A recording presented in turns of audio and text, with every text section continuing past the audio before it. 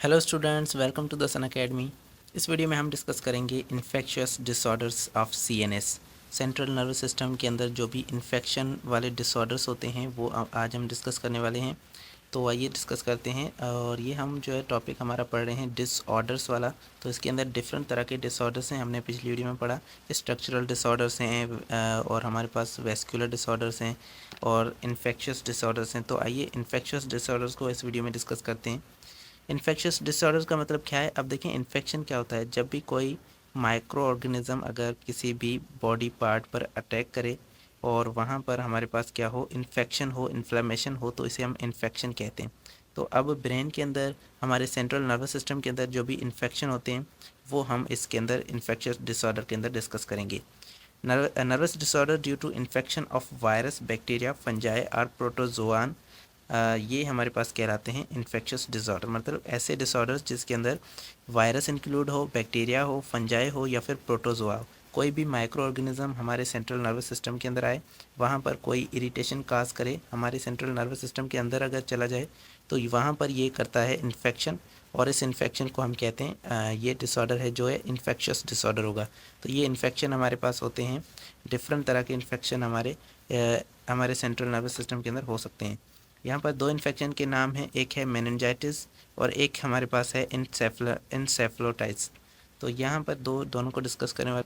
तो मेनिंजाइटिस और इंसेफ्लाइटिस ये दोनों क्या हैं ये डिस्कस करते हैं। सबसे पहले मेनिंजाइटिस को देखें। Meningitis it is a inflammation of fluid or membranes meninges surrounding your brain or spinal cord. हमारे ब्रेन और स्पाइनल कॉर्ड के ऊपर एक मेम्ब्रेन है, उस मेम्ब्रेन को हम क्या कहते हैं? मेनिंजीज कहते हैं। तो ये मेनिंजीज इस पूरे हमारे सेंट्रल नर्वस सिस्टम को सराउंड कर रही है। अब इसके अंदर अगर कोई माइक्रो ऑर्गेनिज्म आ जाए, जैसे कि वायरस या फिर बैक्टीरिया वगैरह इसके अंदर अगर इंटर हो जाए, तो वहाँ पर ये क्या करता है? इन्फ्लामेशन काज करता है। इन्फ्लामेशन के अंदर क्या होता है? वहाँ पर तो वो थोड़ा सा डी जनरेट हो जाती है हमारी मेम्ब्रेन, और मेम्ब्रेन डी जनरेट होती है और वहाँ पर मेम्ब्रेन जो है वो स्वेल हो जाती है, थोड़ी मोटी हो जाती है, और उसकी वजह से वहाँ पर प्रॉब्लम्स क्रिएट होती हैं। तो ये इन्फ्लामेशन जो है हमारे सेंट्रल नर्वस सिस्टम के अंदर होती है। तो ये या तो वो फ्लूइड के अंदर होगी, वहाँ पर फ्लूइड भर जाएगा, उस यहाँ पर जो मेम्ब्रेन है इसके अंदर क्या होगा? फ्लूइड आ जाएगा। और या तो वो मेम्ब्रेन जो है उसके अंदर इन्फ्लामेशन होगी, वो मोटी हो जाएगी, और इसकी वजह से हमारे पास ये मेनिंजाइटिस कहलाती है। ये इन्फेक्शन जो हो रही है, इन्फ्लामेशन हो रही है, ये मेनिंजाइटिस कहलाती है। इसके अंदर आप देख सकते हैं यहाँ पर आपके पास जो है वो एक नॉर्मल मेनिंजीज दिखाई गई है। तो ये हमारे पास क्या है? ये नॉर्मल मेनिंजीज है। अब इसके अंदर आप देखें तो ये थोड़ा सा रेड कलर हो गया है, और ये जो थोड़ी लेयर थी, ये लेयर क्या हो गई है? अब मोटी हो गई है। तो ये हमारे पास क्या हो गई है? यहाँ पर मेनिंजाइटिस हो गई है, और इसके अंदर यहाँ पर वायरस या फिर बैक्टीरिया इंटर हो चुका है हमारे सेंट्रल नर्वस सिस्टम के अंदर। अब इसका काज क्या है? इसका ये किस वजह से ये मेनिंजाइटिस में हो सकती है? तो ये वायरल इन्फेक्शन है, ये ज़्यादातर पर वायरस की वजह से होती है। और ये वायरस जो बहुत ज़्यादा कॉमन है, ज़्यादातर जो मेनिंजाइटिस होती हैं वो वायरस की वजह से होती है, या तो कभी कभी ये बैक्टीरिया की वजह से भी हो सकती हैं, बैक्टीरिया की वजह से भी ये मेनिंजाइटिस होती है। और रियली कभी कभी बहुत ही कम जो है ये फंजाई की वजह से होती है। तो फंजाई की वजह से बहुत ही कम होती है, सबसे ज़्यादा वायरस की वजह से होती है, और ये बैक्टीरिया की वजह से भी ये मेनिंजाइटिस होती है। अब इसके सिम्टम्स क्या हैं, क्या निशानियां हैं इसकी? तो usually include sudden high fever. इसके अंदर अचानक से बहुत ही ज़्यादा बुखार हो जाता है, बहुत हाई फीवर आ जाता है अचानक से। और स्टिफनेस इन द नेक, हमारी नेक के अंदर हमारे जो गला है वहाँ पर स्टिफनेस हो जाती है, बहुत ज़्यादा सख्त हो जाता है वो गला। एंड हेड एक विद नोज़िया, हमें सर के अंदर बहुत ज़्यादा दर्द होता है और नोज़िया होती है, फीलिंग आती है हमें उल्टी आने की, वॉमिटिंग की फीलिंग आती है, और उसके बाद वॉमिटिंग भी हो सकती है हमें। इट में काज पैरालिसिस। और इसके अंदर अगर थोड़ा ज़्यादा हमारे पास डैमेज हो रहा है तो पैरालिसिस भी हो सकता है, मतलब हमारी बॉडी सुन्न हो जाएगी, बॉडी का कुछ पार्ट जो है जहाँ पर अगर इन्फेक्शन हुई है तो उस पार्ट को कंट्रोल करने वाले जो बॉडी के उस पार्ट को कंट्रोल करने वाले होंगे, वो बॉडी का वो पार्ट जो है क्या हो जाएगा? पैरालाइज हो जाएगा। इंसान इसके अंदर कोमा के अंदर जा सकता है, और इसके अंदर डेथ भी हो सकती है अगर ये शदीद अगर हाई लेवल पर पहुंच जाए। तो इस तरह से ये इसके अंदर सिम्टम्स हैं। ट्रीटमेंट की बात करें तो depend upon the type of the disease, और टाइप पर डिपेंड करता है कि कितनी डिज़ीज़ हुई है और किस तरह से हुई है डिज़ीज़, और उसके हिसाब से इसका ट्रीटमेंट दिया जाएगा। Bacterial meningitis must be treated immediately with intravenous antibiotic and more recently corticoid steroids। तो बैक्टीरियल जो मेनिंजाइटिस है मतलब वो मेनिंजाइटिस जो कि बैक्टीरिया की वजह से हो रही है, तो ये बैक्टीरिया की वजह से ये थोड़ी कम खतरनाक होती है, तो इसके लिए इसीलिए हम बैक्टीरियल मेनिंजाइटिस को ट्रीट कर सकते हैं। इसका ट्रीटमेंट क्या है, इसमें इसमें जो है एंटीबायोटिक यूज़ की जाती है और इंट्रावेनियस एंटीबायोटिक यूज़ की जाती है, मतलब ऐसी एंटीबायोटिक जो कि आपके ब्लड वेजल वीन के अंदर जाके इंटर की जाए।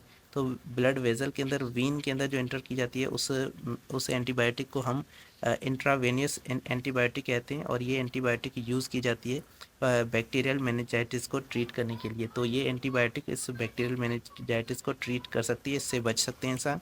और रिसेंटली अभी एक नया तरीका जो है ईजाद किया गया है जो कि है कॉर्टिकोस्टीरॉइड्स। कॉर्टिकोस्टीरॉइड्स क्या होते हैं, ये जो है हमारे अल्टरनेटिव हार्मोन्स हैं। हमारी बॉडी के अंदर भी एक कॉर्टिकोस्टीरॉइड हार्मोन्स मौजूद हैं जो कि एड्रिनल ग्लैंड के अंदर प्रोड्यूस होते हैं।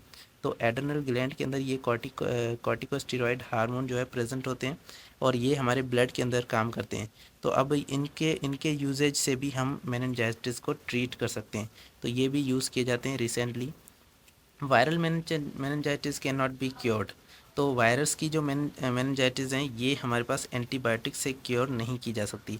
अब देखें बैक्टीरिया की मेनिंजाइटिस ये थोड़ी कम खतरनाक थी तो ये ट्रीट हो सकती है, लेकिन वायरस की मेनिंजाइटिस जो है, जो वायरस की वजह से मेनिंजाइटिस हुई है, ये ज़्यादा ट्रीट नहीं की जा सकती। Most cases improve on their on several weeks. ये जो इसमें बहुत ज़्यादा केसेस जो होते हैं वो खुद ब खुद सुधर जाते हैं, कुछ वीक्स के अंदर इम्प्रूव हो जाते हैं। Spread through coughing and sneezing, और ये स्प्रेड होती है कफिंग से या फिर स्नीजिंग से, जो हमें खांसी होती है उसकी वजह से ये फैल सकती है। ये क्योंकि वायरस है तो वायरस जो है वो हम एयर के ज़रिए, एयरबोर्न राउट, एयर के ज़रिए ये क्या है फैल सकता है एक इंसान से दूसरे इंसान के अंदर, और उसके अंदर भी ये वायरल मेनिंजाइटिस काज कर सकता है।